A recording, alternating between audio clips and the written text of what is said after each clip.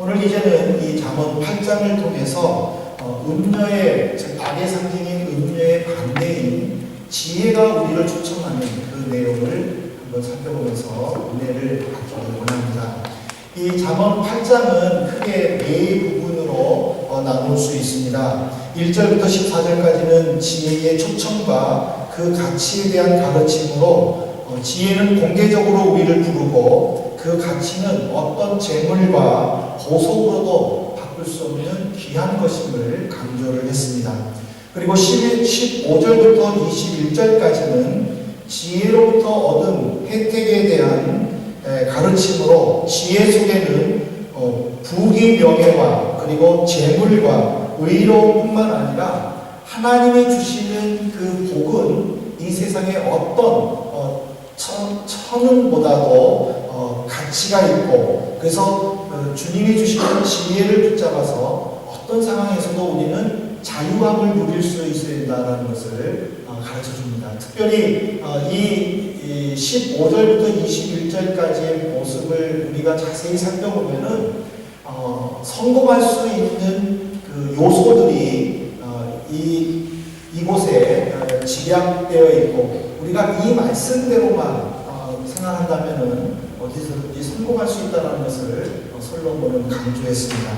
그리고 22절부터 31절까지는 지혜와 그리스도의 그 상관관계에 대한 가르침으로 잠언 1장 7절에 보면 여호와를 경외하는 것이 지식의 근본이다라는 이 선포된 말씀을 다시 한번 설명하는 내용으로, 하나님이 창조하실 때에 그리스도께서 이미 하나님의 창조 사역에 동참하셨음을 오늘 가르쳐주고 있습니다. 그리고 이제 마지막으로 32절부터 36절까지는 지혜에 대한 필요성으로, 지혜는 단순히 도덕적 또는 사회적 필요에 의해 강조되는 것이 아니라 지혜의 근본이신 하나님을 인정하면서 본격적으로 출발되어진다는 것을 우리에게 가르치면서 강조하고 있습니다. 근데 이 잠언 7장과 잠언 8장의 내용은 분위기가 완전히 바뀝니다.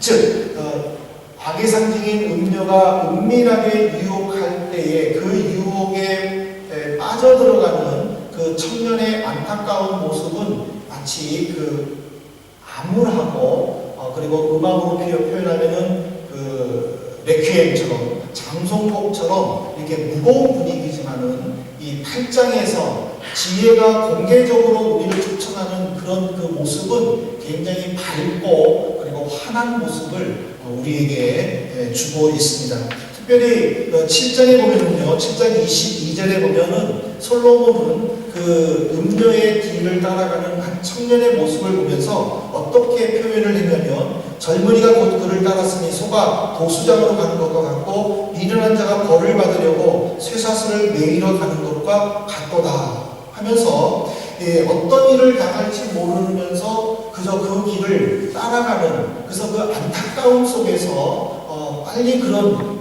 죄의 유혹들을 끊어버릴 것을 지금 그 이야기하는, 그래서 굉장히 무거운 마음으로 교훈하는 내용이지만은, 반대로 8장을 보게 되면은요, 8장 1절에 보면은 지혜가 부르지 않느냐, 명철의 소리를 높이지 않느냐 하면서 공개적으로 지혜를 통하여 초청하는 그 모습에서 우리를 기쁨으로, 그리고 또 구원의 자리로, 환희의 자리로 초청하는 것을 보게 됩니다. 이런 것들을 볼 때에 우리가 은밀하게 그 거래하는 것들을 물리칠 수 있는 능력을 키워야 될 것을 저는 깨닫게 됩니다. 사실 대부분 은밀하게 거래하는 것들은 부정과 연관이 되어 있습니다. 하지만 대부분의 사람들은 이 은밀하게 거래되는 것을 통해서 부당한 이익을 챙기려고 하고, 오히려 공개적으로 또 투명하게 일하려고 하는 사람들을 그 융통성이 없는, 앞뒤가 꽉 막힌 사람이라고 비난하기도 하지만은, 우리는 그런 비난에 복종하는 것이 아니라, 항복하는 것이 아니라, 오히려 그런 비난이 온다 할지라도 우리는 그 공명하고 그리고 또 투명하게 공개적으로 우리는 일해야 된다는 것을 이 8장을 통해서 우리에게 가르쳐주고 있습니다. 2절부터 4절에 보면은 실질적으로 지혜가 공개적으로 초청하고 있는 내용들을 가르쳐주는데요. 길가의 높은 곳, 사거리, 성문경, 문어기, 여러 사람이 출입하는 문, 이런 모든 것들은 사람들이 다 들을 수 있는 공개적이라는 것을 상징적으로 표현해주고 있습니다. 예수님도 자기를 반대하는 바리새인들과 서기관들을 향하여 어떻게 항의를 하셨냐면 요한복음 18장 20절에 보면은 내가 드러내놓고 세상에서 말하였노라. 모든 유대인들이 모이는 회당과 성전에서 항상 가르쳤고 은밀하게는 아무것도 말하지 아니하였거늘. 예수님은 숨김이 없었다는 것입니다. 예수님은 은밀한 것이 없었고 모든 것을 공개했었고 모든 사람이 들을 수 있고 모든 사람들이 배울 수 있는 그런 공개적인 장소에서 했다는 것입니다. 하지만 바리새인과 종교 지도자들이 예수님을 붙잡을 계획을 세울 때에 그들은 어디서 했습니까? 바로 은밀한 곳에서 했었습니다. 그들은 이렇게 얘기했었습니다. 야, 지금 예수님을 잡으면 민중들이 폭동을 일으킨다. 우리 이 6월절 지나고 잡자. 그렇게 계획한 것은 은밀한 것이었습니다. 이만큼 은밀함과 공개적인 것은 바로 지혜가 투명함과 또 그 지혜의 능력을 우리에게 가르쳐주고 있음을 깨닫게 됩니다. 그러므로 우리는 예수님의 제자라는 그런 어떤 우리의 정체성을 통해서 우리는 항상 공개적으로 부르는 그 지혜에 우리는 순종하고 또 그 말씀을 굳게 붙잡아야 된다는 것을 가르쳐주고 있습니다. 이제 6절부터 11절까지의 내용은 우리에게 무엇을 목표로 삼을 것인가를 가르치고 있습니다. 세상에서 살아갈 때에 무엇이 중요할 거라고 생각하십니까? 물질은 굉장히 중요합니다. 사실 인류의 시작은 경제생활의 시작에서 생겼다 해도 과언은 아닙니다. 문자가 생기기 전에, 예술이 생기기 전에, 문화가 발달하기 전에 이미 경제활동은 시작했습니다. 그 경제활동을 통해서 문화가 형성이 됐고 그 문화들이 물물교육을 통해서 형성되었고 또 발전되었음을 우리는 세계 역사를 통해서 배우게 됩니다. 하지만 그 경제는 긍정적인 측면도 있지만은 부정적인 측면도 동시에 발생하고 아무리 과학이 발달하고 문명의 혜택으로 많은 것을 누린다 할지라도 경제적인 문제가 발생되면은 곧 인류의 재앙이 발생할 것으로 내려옵니다. 사람들은 전부 다 지금도 그렇지 않습니까? 자기들의 장대 이익을 위해서 연약한 나라들을 누르고 빼앗고 그런 것들은 뭐냐면은 바로 이 경제적인 어떤 부정적인 측면이 나타나고 이기적인 모습이라는 것을 우리에게 가르쳐주고 있습니다. 그래서 성경은 우리에게 강조하는 것은 그런 경제적인 문제, 부정적인 문제가 부각되므로 인류의 재앙이 온다 할지라도 지혜를 먼저 구할 것을 강력하게 요구했습니다. 잠언 8장 10절에 보십시오. 너희가 은을 받지 말고 나의 훈계를 받으며 정금보다 지식을 구하라. 솔로몬은 은과 정금을 지혜와 비교하면서 물질을 선택하지 말라고 강력하게 촉구했습니다. 그가 왜 이렇게 후세 사람들에게 이런 지혜를 먼저 잡아야 될 것을 강조했습니까? 바로 예수님의 가르침에서도 확실하게 나타납니다. 마태복음 6장 24절에 보십시오. 한 사람이 두 주인을 섬기지 못할 것이니 혹 이를 미워하고 저를 사랑하거나 혹 이를 중히 여기고 저를 경히 여김이라. 너희가 하나님과 재물을 겸하여 섬기지 못하리라. 예수님은 우리들에게 하나님이냐 재물이냐 둘 중에 하나를 선택하라고 요구하셨습니다. 하지만 사람들은 하나님도 선택하면서 재물도 선택하여 두 개를 잘 섬길 수 있을 것이라고 그리고 누릴 수 있을 것이라고 착각을 했었습니다. 예수님께 찾아온 어떤 젊은이가 있었습니다. 그 젊은이는 예수님께 질문을 합니다. 내가 어떻게 해야 영생을 얻습니까? 예수님은 그 청년에게 율법을 지키라고 했습니다. 그 청년이 자신있게 말했습니다. 나는 어렸을 때부터 율법을 지켰습니다. 예수님은 그 청년을 사랑스러운 모습으로 바라보면서 그런데 당신에게는 한 가지 부족한 것이 있습니다. 당신이 가지고 있는 재물을 다 팔아서 가난한 사람에게 나눠주고 그리고 나를 따라오십시오. 그때 그 청년은 심히 근심하여 예수님을 떠났다라고 말하고 있습니다. 오늘 우리는 이 물질 만능 시대에 살면서 우리는 물질의 노예가 되지 말고 오히려 주님을 잘 섬기면서 주님이 주시는 풍요의 복을 누리면서 살아야 될 것입니다. 이런 물질의 유혹을 이기기 위해 우리에게 필요한 것은 믿음의 확신입니다. 잠언 8장 11절에 보십시오. 대저 지혜는 진주보다 나음으로 원하는 모든 것을 이에 비교할 수 없습니다.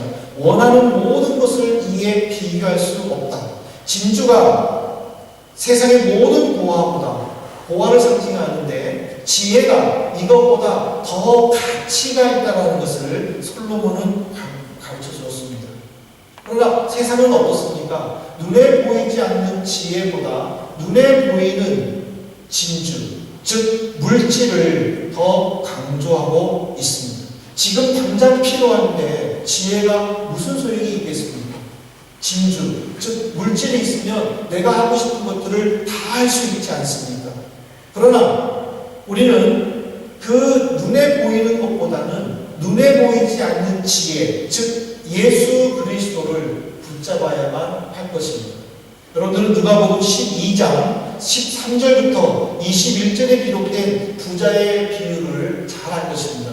부자는 생각보다도 너무 많은 농산물을 수확을 했습니다. 그는 너무 행복했습니다. 근데 걱정거리가 있었습니다. 이 많은 것을 어디다가 보관을 하지? 고민을 했습니다. 그러다가 그 부자가 계획을 세웠습니다.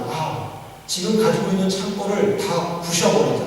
그리고 이것보다 더 크고 높은 창고를 지어야겠다. 그리고 내 가진 모든 재물을 다 넣고 이제 나는 아무 일도 안 하고 그냥 잔치를 하면서 내 인생을 평안하게 살겠다. 그리고 계획을 세웠습니다. 그때에 그 순간에 예수님은 그 부자에게 이렇게 말합니다. 오늘 밤 내가 내 영혼을 취하며 내가 준비한 것은 누구의 것이 되겠느냐. 이 비유는 우리에게 아무리 내가 많은 계획을 세우고 내가 나를 위하여 모으고 어떤 비전과 목표를 세운다 할지라도 우리의 걸음을 인도하시는 이는 예수 그리스도고 그 예수 그리스도를 모르는 때에는 허무한 죽음뿐이라는 교훈을 우리에게 주고 있습니다. 그러므로 우리는 하나님께서 우리에게 아무리 세상의 물질을 강조하고 돈이면 최고다라고 떠들어도 우리 성도들은 오직 모든 것의 주인은 예수 그리스도 뿐입니다라는 믿음의 고백 속에서 우리가 자유함을 누려야 된다는 것을 가르치고 있습니다. 그러면 우리는 한 가지 의문이 있습니다. 왜 하나님은 이렇게 당당하게 왜 이렇게 우리에게 공개적으로 요구할까? 과연 무엇 때문에 공개적으로 요구할까? 의문이 있습니다. 제가 인용 성구는 하지 않았지만은 여러분들이 가지고 있는 성경책에 21절 보시기 바랍니다. 잠언 8장 21절에 보면은요, 나를 사랑하는 자로 재물을 얻어서 그 곳간에 채우게 하려 함이니라. 하나님의 결심이에요. 나를 사랑하는 자들에게는 내가 그들의 곳간에다가 내가 그들이 원하는 것을 내가 다 채워주겠다. 내가 노력해서 채우는 것이 아니라 하나님이 채워주겠다라고 결심을 했다라는 것입니다. 우리가 계획을 세우고 우리가 채우기 위해서 일할 때에는 힘들고 어렵고 때로는 그 일로 말미암아 낙심도 되고 계획대로 되지 않을 때는 짜증도 있지만은 그 모든 것을 내려놓고 오직 주님의 말씀에 순종할 때에 하나님께서 채워주신다는 사실입니다. 저는 몇 년 전에 우리 그 청년들과 아침 기도회를 하면서 청년들에게 이렇게 기도를 한번 해봐라. 그래서 하나님을 체험해봐라 하고 가르쳐준 적이 있습니다. 그것은 뭐냐면 너희들이 부모님으로부터 돈을 받을 때에 단 얼마라도 떨어지게 해달라. 그때 몇몇 자매들은 제 말을 듣고 그대로 기도를 했었어요. 그때가 1유로에 1,500원 했었을 때. 근데 어떤 자매는 실질적으로 저한테 고백하기를 엄마가 보내려고 할 때에 1,400원이었대요. 1유로에 1,500원이 넘는 그 시기에 1,400원. 그래서 그는 이렇게 기도해도 되는구나. 이렇게 기도할 때 응답받는구나. 지극히 1차원적인 모습이지만은 그러나 내가 정말 하나님의 살아계신 걸 피부로 느낄 때에 내 성장함이 있고 믿음의 발전이 있을 때에 그런 1차원적인 것을 통해서라도 기도할 때에 하나님을 느끼게 되면 자동적으로 하나님의 우선주의가 된다는 사실입니다. 그때 한 몇 년 전에 청년들이 그 아침 기도회를 얼마나 소중하게 여겼는지 모릅니다. 그때 아침 기도회에 20명씩 참석했던 시기였었습니다. 우리 어떤 집사님도 그 먼 곳에서 오셔서 참석하고 같이 커피도 나누면서 그런 적도 있었는데 정말 우리가 1차원적인 문제지만은 하나님이 정말 나를 사랑하는지 하나님이 나에게 어떤 존재인지를 체험하고 싶을 때는 그런 것들을 통해서도 하나님은 역사하신다는 거예요. 왜? 21절에 그랬잖아요. 나를 사랑하는 자는 내가 그 공간에다가 그의 필요한 것을 채워주겠다. 하나님이 채워주시죠. 내가 준비하고 내가 모으고 내가 저축한다고 해도 나갈 구멍이 있으면은 나간다라는 것이에요. 사탄이 그렇게 예수님을 시험하지 않습니다. 마태복음 4장 8절부터 9절에 보세요. 사탄이 예수님을 높은 꼭대기에 데리고 갔어요. 그리고 지극히 높은 산에 가서 천하만국과 그 영광을 보여 이르되 만일 내게 엎드려 경배하면 이 모든 것을 내게 주리라. 사탄이 예수님을 도전했어요. 너 한번 나한테 무릎 꿇고 경배해라. 이 모든 영광을 너에게 다 주겠다. 그러나 예수님은 사탄의 존재를 알았어요. 사탄도 하나님의 피조물이라는 사실. 그래서 예수님은 사탄에게 나를 떠나라. 주 너희 하나님을 경배하고 다만 그를 섬기라 하고 마태복음 4장 10절에 선포했습니다. 예수님을 시험한 사탄은 오늘 우리에게도 그렇게 시험합니다. 유혹합니다. 내 말만 잘 들으면 내가 원하는 건 뭐야? 콩쿨 입사? 걱정 마. 내가 원하는 게 뭐야? 취직이야? 걱정 마. 사탄은 우리를 그렇게 유혹한다. 마치 자기가 다 해줄 것처럼. 그러나 사탄은 지난번에도 말씀드렸지만 하나님이 책망할 때 그는 아무 말도 못했다는 사실. 무슨 말입니까? 우리를 하나님의 곁을 떠나 죄의 길로 들어가게 하는 유혹하는 존재이기 때문이라는 사실입니다. 이제 말씀을 맺겠습니다.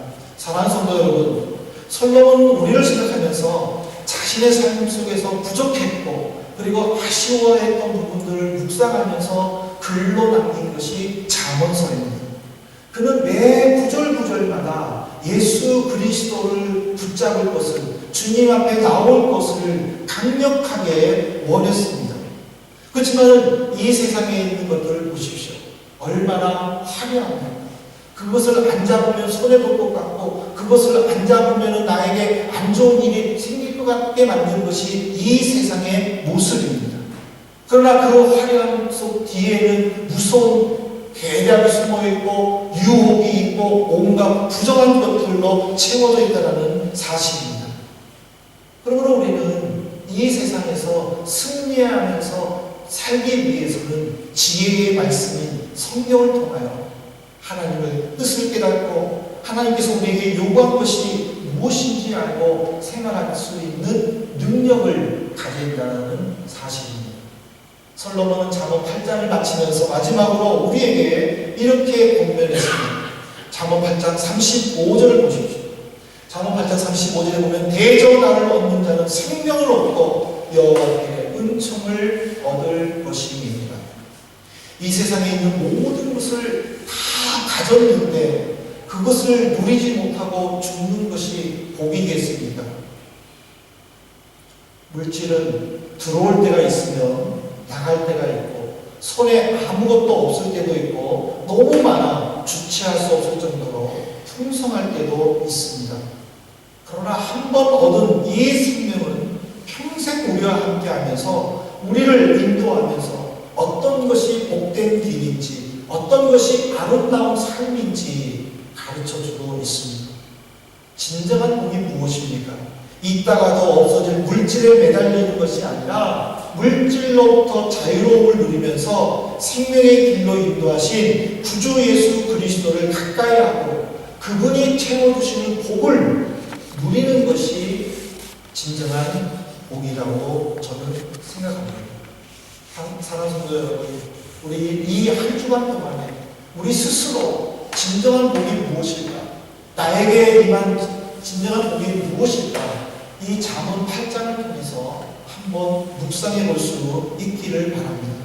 그리고 그 진정한 복이 무엇인지 깨달았을 때에는 평생 그것을 붙잡고 우리 구주 예수 그리스도와 함께 사는 복된 삶이 되시기를 주님의 이름으로 축복합니다.